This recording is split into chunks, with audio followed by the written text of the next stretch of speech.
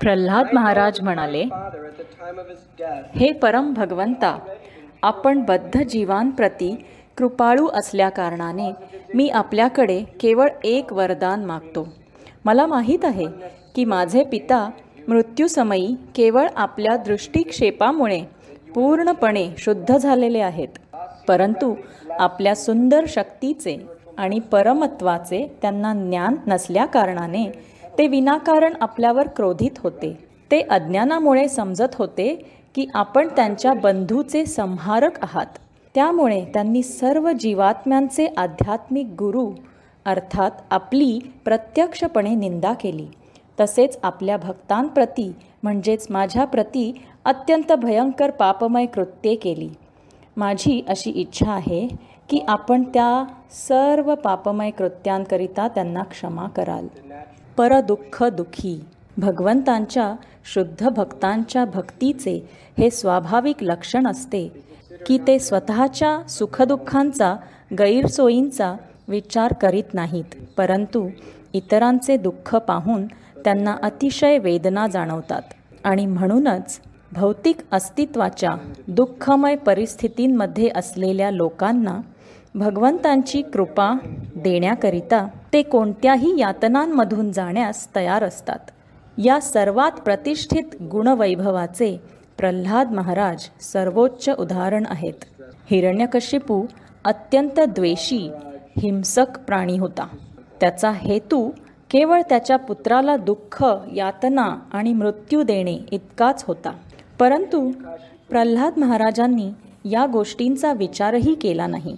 खरं पाहिलं तर त्यांच्या पित्याने त्यांना जी थोडीफार आपुलकी दाखवली त्याचाच ते विचार करीत होते. पहा, एक भक्त सर्वात पापी व्यक्तीमध्येही कसे चांगले गुण पाहतो ते. पहा, भक्त कशा प्रकारे दुसऱ्याच्या चुकांकडे दुर्लक्ष करतो ते. भगवंतांच्या कृपेने शुद्ध भक्ताकडे भगवंतांप्रमाणेच गुण असतात.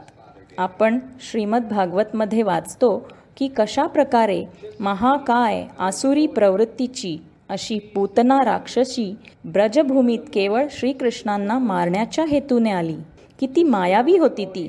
8 मैल लांब असलेली, स्वभावाने अतिभयंकर अघोर राक्षसी होती ती. परंतु ती एका प्रेमळ हितचिंतकाच्या तसेच स्वर्गातील सुंदर अप्सरेच्या वेशात आली होती. तुम्हाला माहीत आहे की जेव्हा एखादा असुर प्रामाणिक असतो आणि स्वतःला तुमचा शत्रू असल्याचे प्रकट करतो तेव्हा ती व्यक्ती कमीत कमी सरळपणे वागत असते. परंतु ज्यावेळी एखादा शत्रू तुमच्या मित्राचे सोंग घेऊन केवळ तुमचे शोषण करण्याच्या हेतूने तुमचा नाश करण्याकरिता येतो तेव्हा तो अधिक अपायकारक असतो.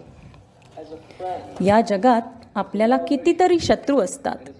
जेव्हा एखादा शत्रू तो शत्रू असल्याचे कबूल करतो तेव्हा तो प्रामाणिक असल्याने आपल्याला इतक्या प्रमाणात अपाय करू शकत नाही. परंतु जो तुमचा हितचिंतक मित्र असल्याची भूमिका करतो ते केवळ एखाद्या अनपेक्षित क्षणी तुमच्या पाठीत सुरा खुपसण्यासाठीच तो मनुष्य तुमचा सर्वात भयंकर शत्रू असतो, नाही का? तर पूतना त्याप्रमाणेच होती. तिचा एकमेव हेतू श्रीकृष्णांचा तसेच सर्व वृंदावनवासियांचा नाश करणे हाच होता. परंतु ती इतकी दुष्ट, धूर्त आणि मायावी होती की तिने सर्वांची शुभचिंतक सखी असल्याचा वेश घेऊन येण्याचा निर्णय घेतला होता. आणि ती थेट नंद महाराजांच्या घरात गेली आणि तिने श्रीकृष्णांना उचलले. तिच्या स्तनांवर तिने हजारो प्रौढ लोकांना मारण्या इतके विष लेपले होते आणि असे ते विषारी स्तन तिने श्रीकृष्णांच्या मुखात घातले. श्रीकृष्ण एक चिमुकले बाळ होते. कल्पना करा, इतकी प्रबळ राक्षसी जिच्याकडे 10,000 हत्तींचे बळ होते. असहाय भासणाऱ्या त्या तान्ह्या बाळाची हत्या करणे हाच तिचा हेतू होता. असे बाळ ज्याला न रांगता येत होते न योग्य ते बोलता येत होते. तर तिने या तान्ह्या बाळाला तिच्या कुशीत घेतले आणि तिचे स्तन त्याच्या मुखात घातले. आणि एखादा शिशु ज्याप्रमाणे मातेचे स्तनपान करतो त्याप्रमाणे त्यांनी दूध पिण्यास प्रारंभ केला. आणि त्यांनी शरीरातील सर्व दूध प्राशन केले आणि ते अजूनही चोखतच होते. आणि असे करता करता तिचा प्राणवायू त्यांच्या मुखात जाऊ लागला. तिला इतक्या वेदना होत होत्या आणि ती इतकी भयभीत झाली होती की ती कर्कश आवाजात गर्जना करू लागली, मला सोड मुला, मला सोड. आणि ती घराबाहेर धावली. ती तिच्या मूळ रूपात आली. 8 मैल लांब. असे म्हटले आहे की तिचे तोंड एका पर्वत गुहेप्रमाणे होते. तिच्या जंघा नदी तटाप्रमाणे होत्या. स्तन पर्वतांप्रमाणे तर केस झाडांप्रमाणे होते. तिचे डोळे खोल विहिरींप्रमाणे होते. तिचे पोट रिकाम्या तळ्याप्रमाणे तर तिची बोटे प्रचंड पुलांप्रमाणे होती.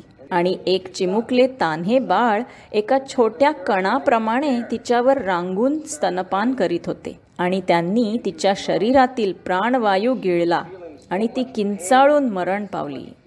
आता अशा दुष्ट हेतूने आलेल्या राक्षसीचे वास्तविक हेतू श्रीकृष्णांनी मुळीच पाहिले नाहीत. ती त्यांची हत्या करण्याकरिता आली होती याचा त्यांनी विचारही केला नाही.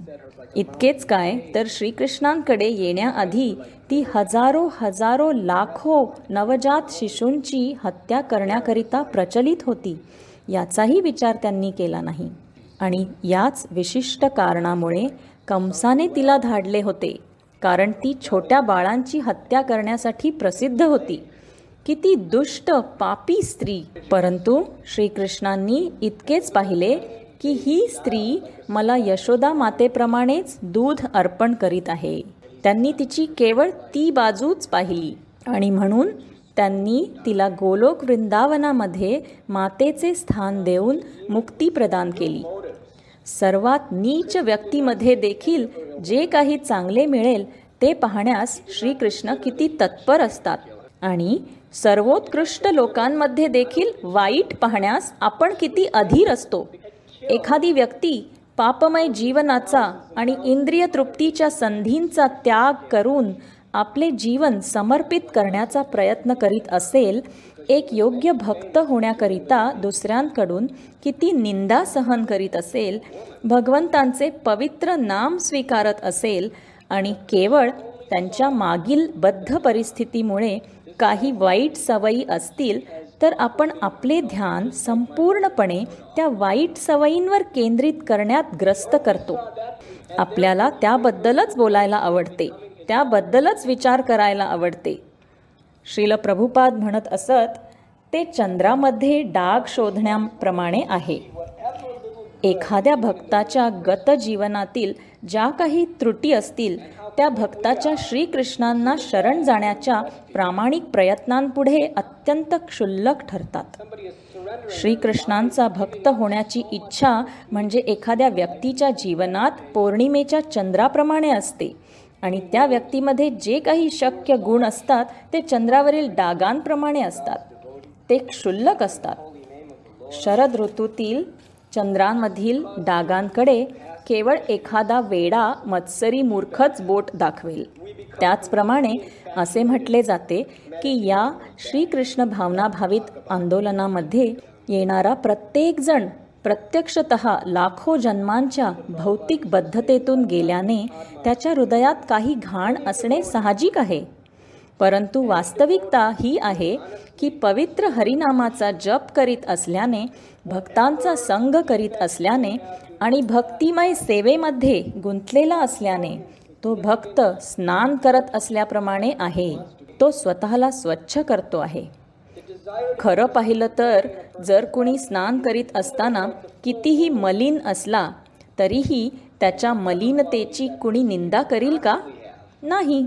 प्रत्येकजण खुश होईल हे जाणून की कितीही मळ त्याच्यावर असला तरीही तो स्वच्छ करण्याच्या प्रक्रियेत आहे. त्यामुळे प्रत्येकजण आनंदी होतो. ओ किती छान, त्याचे शुद्धीकरण होत आहे. चैतन्य चरितामृतमध्ये असे वर्णन येते की रघुनाथ भट्ट गोस्वामी एखाद्या भक्ताचा कोणताही दोष ऐकणे कधीही सहन करीत नसत. ती व्यक्ती अगदी दोषपूर्ण असली तरीही. एखाद्या भक्तामधील वास्तविक दोष दाखवण्यास जर कुणी सुरुवात केली तर रघुनाथ भट्ट गोस्वामी स्वतःचे कान झाकायचे आणि तेथून निघून जायचे.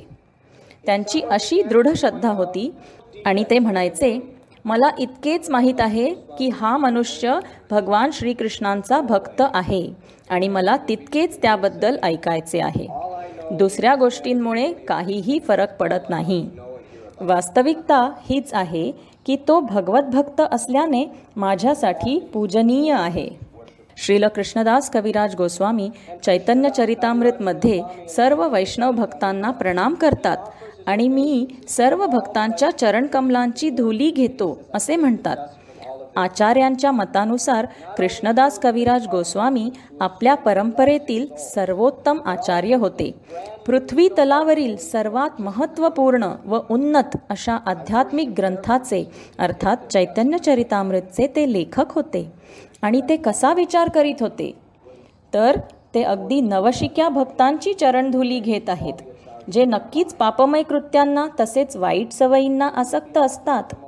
परंतु पवित्र हरिनामाचा जप स्वीकारणे ही वास्तविकता त्यांना इतकी पूजनीय आहे की ते त्यांची चरणधुली मस्तकावर धारण करत आहेत.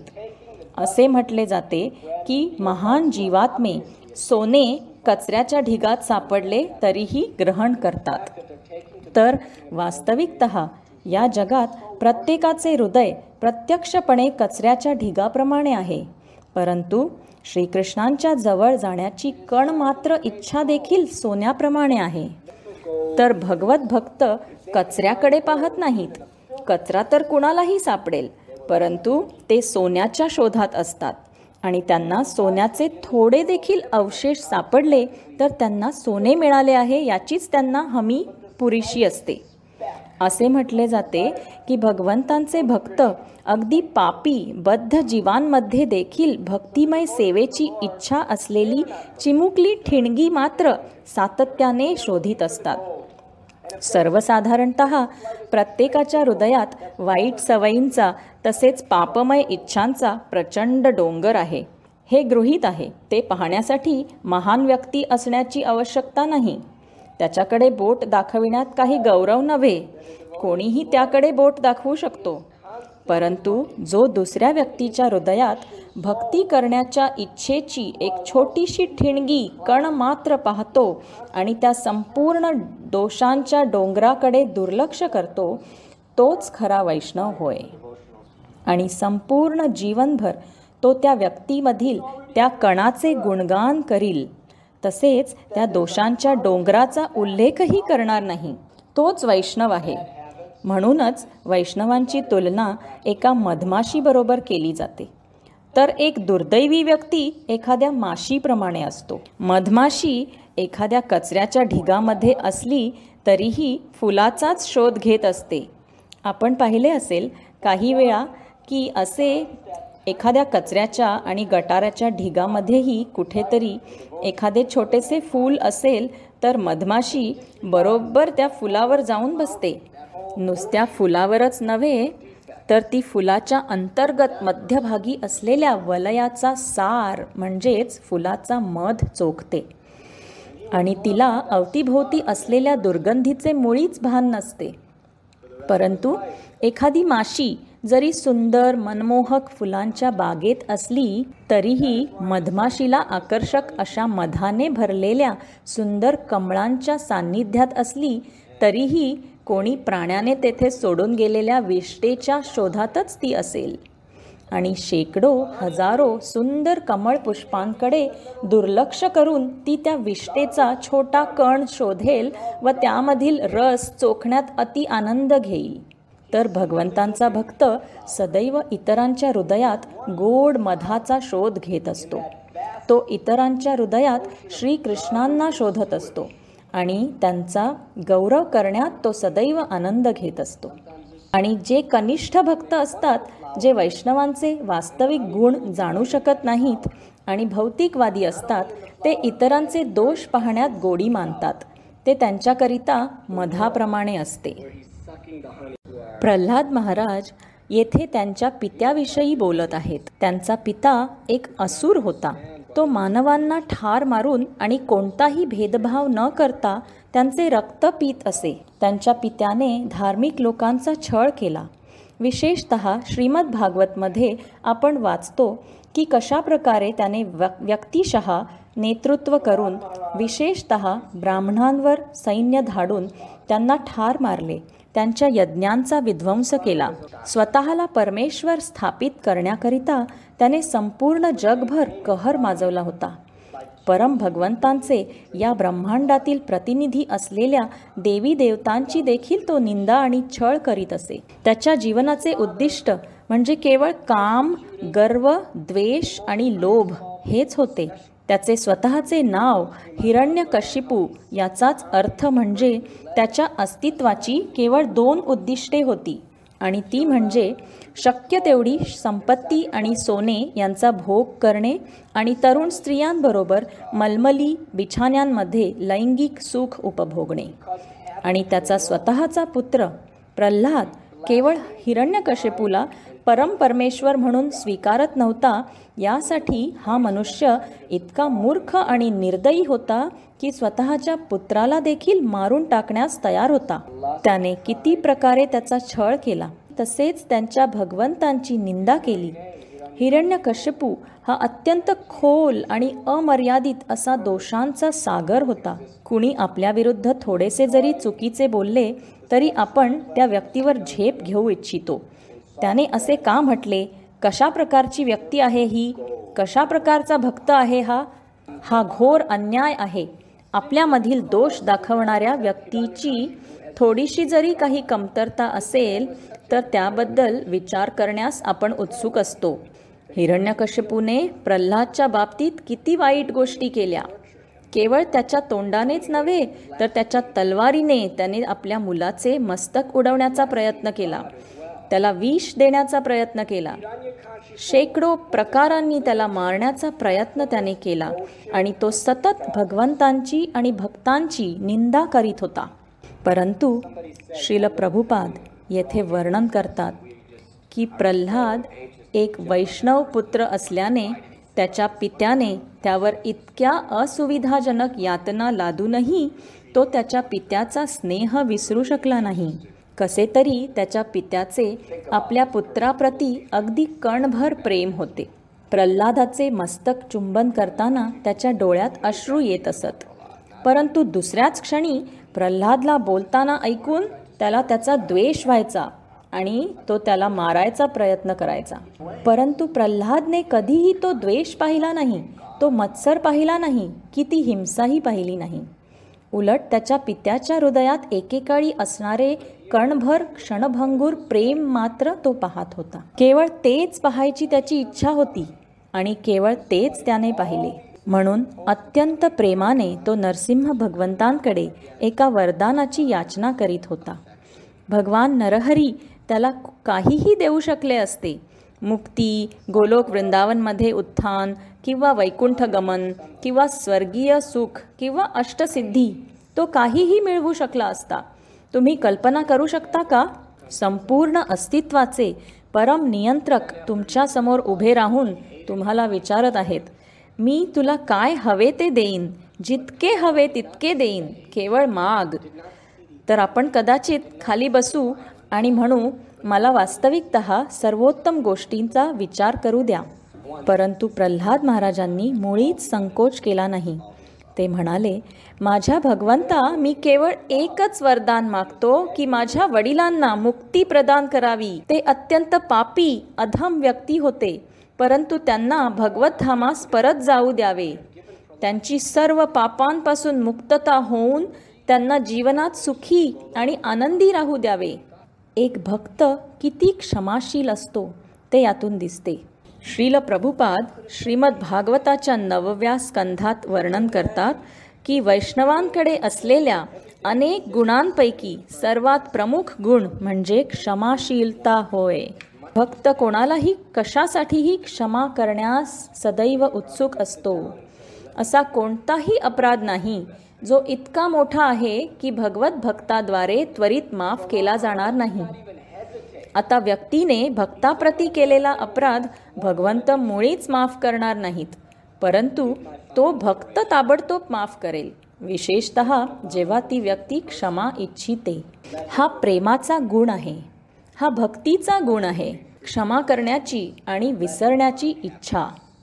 शास्त्रामध्ये याबद्दल कितीतरी सुंदर उदाहरणे आहेत. अंबरीश महाराज. दुर्वास मुनी अंबरीश महाराजांचा अत्यंत द्वेष करून त्यांची हत्या करण्याची इच्छा करत होते. केवळ अंबरीश महाराजांना मारण्याकरिता त्यांनी एका अक्राळ विक्राळ राक्षसाची निर्मिती केली. अर्थातच भगवान विष्णू दुर्वास मुनींसोबत अत्यंत कठोर होते आणि दुर्वास मुनींना सुदर्शन चक्रापासून प्राण वाचवण्यासाठी संपूर्ण ब्रह्मांडामध्ये 1 वर्षभर भ्रमण करावे लागले. परंतु अंततः त्यांना जेव्हा कळून चुकले की अंबरीश महाराजांचे आशीर्वाद मिळाल्याविना काही गत्यंतर नाही, तेव्हा ते अंबरीश महाराजांकडे परत आले. त्यावेळी अंबरीश महाराज त्यांच्या महालाच्या द्वारावरच उभे होते. आपल्या अतिथीच्या प्रतीक्षेमध्ये संपूर्ण वर्षभर त्यांनी उपवास केला आणि दुर्वास मुनी म्हणाले, मी आपल्याप्रती केलेल्या अपराधांबद्दल कृपया मला क्षमा करावी.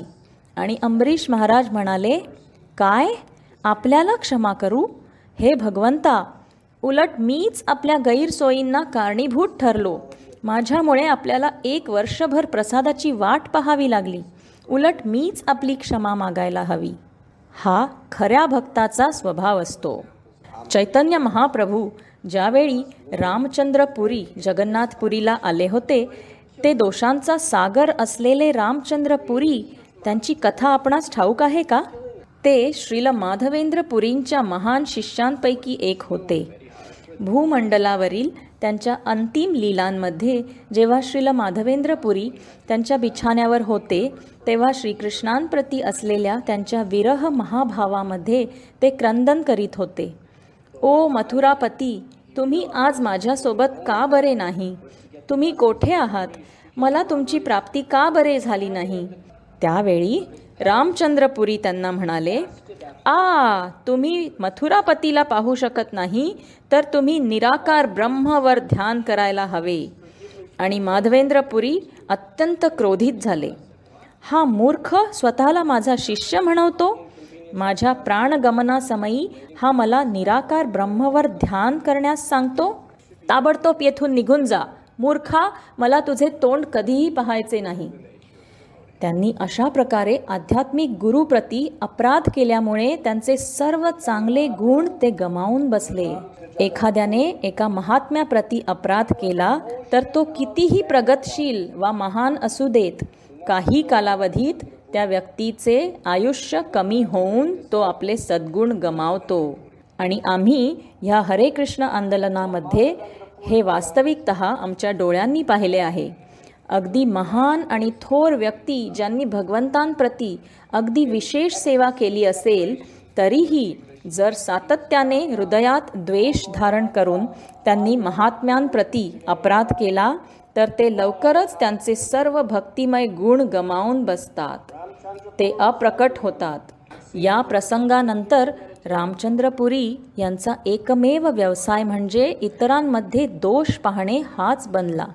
अगदी परमपुरुषोत्तम भगवंतांमध्येही. आता भारतामध्ये कित्येक लोक म्हणतात की तुम्ही अजून घ्या, थोडे अजून घ्या ना. आणि मग तुम्ही म्हणता नको नको, अजून नको, अजून नको. मग ते म्हणतात थोडेसे घ्या, 1 घ्या. तुम्ही म्हणता नाही नाही, आणि ते तुमच्या ताटात वाढतात. मग तुम्ही ते खाता. मग अजून 1, आणखी 1, आणखी 1, हो, आणखी 1, नाही मी अजून नाही घेऊ शकत, नाही नाही, हो, आणि ताटात वाढतात आणि तुम्ही खाता. तर रामचंद्रपुरी अशा प्रकारे चैतन्य महाप्रभूंच्या भक्तांशी वागायचे. आणि जेव्हा भक्तांचे खाऊन व्हायचे, तेव्हा ते त्यांची निंदा करायचे. पहा कसे इंद्रियभोगी आहेत, तुम्ही स्वतःला ब्रह्मचारी म्हणवता आणि तुम्ही इतके गोडाधोडाचे पदार्थ खाता. हे चैतन्य महाप्रभूंचे सर्व भक्त जिभेचे आणि उदराचे चोचले पुरवण्यात रुची ठेवतात. इंद्रियभोगी आणि केवळ तिरस्करणीय कुठले. मग ते भक्त म्हणायचे, हे भगवंता काय करावे? आणि ते तेथून निघून जायचे. आणि त्यांनी हे प्रत्यक्ष चैतन्य महाप्रभूंबाबतीत देखील केले. एके दिवशी ते आले आणि भक्तही आले. त्यांनी चैतन्य महाप्रभूंना पाहिले. भक्तांच्या जीवनातील सर्वोत्तम आनंद म्हणजे केवळ भगवंतांना उत्कृष्ट व्यंजन अर्पण करणे. तर रामचंद्रपुरी घरामध्ये प्रविष्ट झाले आणि भगवान चैतन्य महाप्रभूंना प्रसाद घेताना पाहून म्हणाले, हा कोणत्या प्रकारचा संन्यासी आहे? असे समृद्ध अन्न? हा प्रामाणिक संन्यासी नव्हे, तर केवळ एक इंद्रिय भोगी आहे. खरं पाहिलं तर चैतन्य महाप्रभू अगदी थोडेसे अन्न ग्रहण करीत असत. संन्यास घेऊन त्यांनी त्याग केला होता. त्यांनी सर्वात सुंदर, सुशील, पतिव्रता आणि श्रद्धावान पत्नीचा त्याग केला होता. सर्वात हितचिंतक आणि प्रेमळ मातेचा त्यांनी त्याग केला, केवळ पतित जीवात्म्यांप्रती करुणा दर्शविण्याकरिता. ते कोणताही भेदभाव न करता सर्वांना युगधर्माचा प्रचार करीत होते. दक्षिण भारतामध्ये त्यांनी लाखो करोडो लोकांना जन्ममृत्यूच्या तावडीतून मुक्त करून शुद्ध भगवत प्रेम प्रदान केले. इतकेच काय, तर त्यांनी झारीखंडच्या जंगलातील पशूंना देखील भगवत प्रेम प्रदान करून त्यांचा देखील उद्धार केला होता. रामचंद्रपुरीने चैतन्य महाप्रभूंचे हे काहीच गुण पाहिले नाहीत, केवळ ते किती खातात तेच मात्र पाहिले.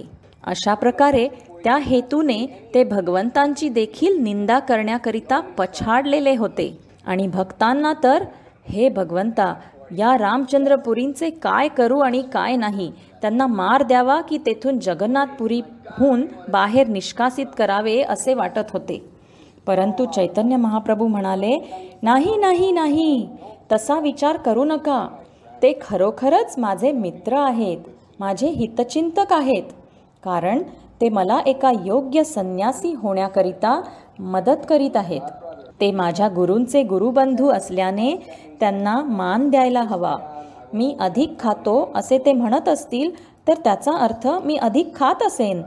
तर आजपासून मी केवळ एक मूठभर शिजवलेला भात खाईन, बाकी काहीही नाही. आणि नंतरही त्यांनी त्याचे पालन केले. एके दिवशी चैतन्य महाप्रभू त्यांच्या खोलीमध्ये बसलेले असताना रामचंद्रपुरी तेथे आले आणि जमिनीवर 2-3 मुंग्या चालताना पाहून म्हणाले, हा ढोंगी चैतन्य पाखंडी स्वतःला संन्यासी म्हणवतो. सर्वांना असे दाखवतो की मी किती कमी खातो, परंतु या खोलीमध्ये तो गोड मिष्टान्न खात असणार.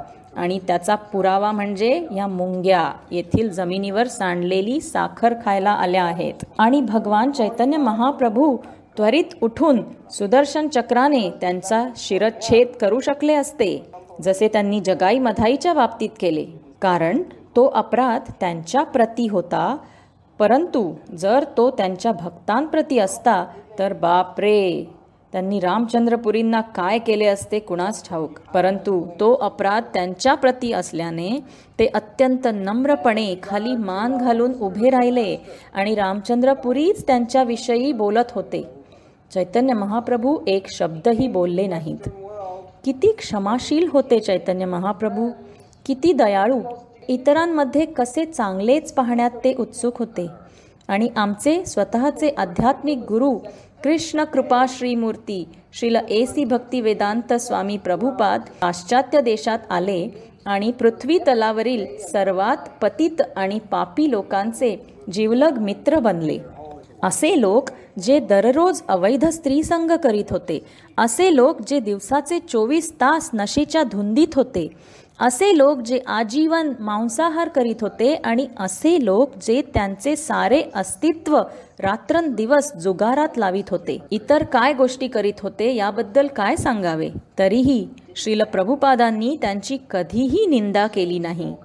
जर अशा व्यक्तीमध्ये श्रीकृष्णांची सेवा करण्याची कणभरही इच्छा त्यांनी पाहिली तर ते त्या व्यक्तीची प्रशंसा करायचे.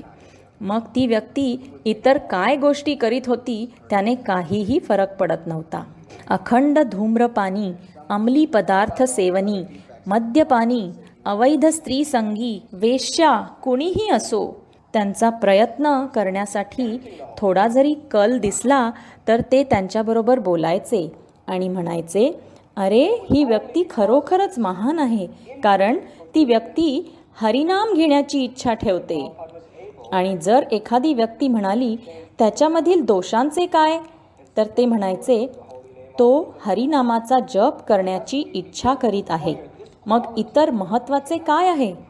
एखादी व्यक्ती शपथ घेऊन हरिनामाचा जप करीत आहे, परंतु केवळ त्यांच्या या अमर्यादित क्षमाशीलतेमुळे श्रील प्रभुपाद संपूर्ण जगभर लोकांचे हृदय परिवर्तन करू शकले आणि पवित्र हरिनामाचा गौरव संपूर्ण जगभर प्रसारित करू शकले.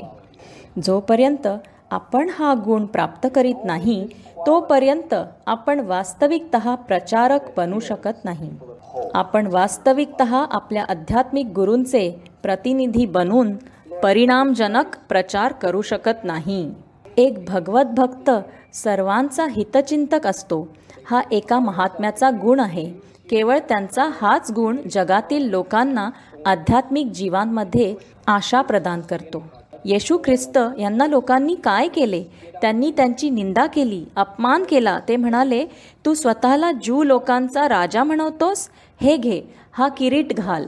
टोकदार काट्यांचा किरीट त्यांनी बनवला आणि त्यांनी तो त्यांच्या डोक्यात घुसवला, ज्यामुळे त्यांच्या मस्तकातून रक्त येऊ लागले आणि त्यांच्या चेहऱ्यावर ओघळू लागले. त्यांच्या तोंडावर ते थुंकले, त्यांना जमिनीवर धक्का देऊन पाडले आणि त्यांच्या पाठीवर क्रॉस दिला आणि तो जबरदस्तीने घेऊन चालायला लावले असताना या दरम्यान त्यांच्या पाठीवर सतत चाबकाचे फटके मारत होते. त्यांना अपमानित करीत त्यांना क्रॉसला खिळ्यांनी बांधले आणि अशा अत्यंत बिकट व वेदनामय परिस्थितीत ते असताना त्यांचा अजून अपमान करायला लागले. पहा, तुझा देव इतका महान आहे, तर मग आता कुठे आहे? ज्यूंचा राजा. येशूंच्या डोळ्यात अश्रू होते, त्यांच्या वेदनांकरिता नव्हे तर त्या लोकांकरिता, त्यांच्या प्रतीच्या सहानुभूतीचे अश्रू. त्यांनी वर स्वर्गाकडे पाहिले आणि भगवंतांना प्रार्थना केली, स्वर्गामधील पिता, कृपया यांना क्षमा करावी. ते काय करीत आहेत ते त्यांना माहीत नाही. हा वैष्णवाचा गुण आहे. आता माझे गुरुबंधू आणि गुरुभगिनींनो, तुमचे अंतःकरण पारखणे अत्यंत महत्त्वपूर्ण आहे.